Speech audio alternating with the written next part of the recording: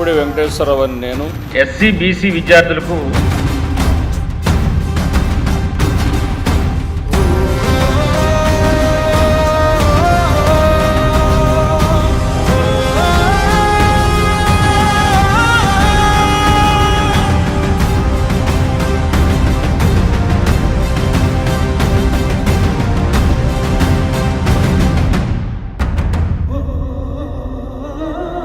మత్స్యకారులు ఎవరైతే ఉన్నారో వాళ్ళకి అన్ని రకాల కూడా సహకారం ప్రభుత్వం అందిస్తూ ఉంది.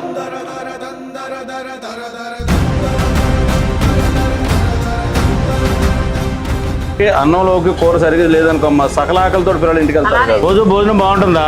ఇంటికి వెళ్ళి తింటున్నారా? నిజం చెప్పండి. ఎన్నికల ముందు ఇచ్చినటువంటి హామీలన్నింటినీ కూడా అమలు చేసుకుంటూ 50 పడకల హాస్పిటల్ 100 పడకల హాస్పిటల్ చేయాలని చెప్పని అధికారులు మంత్రి వారికి కూడా తెలియజేస్తా ఉన్నారు.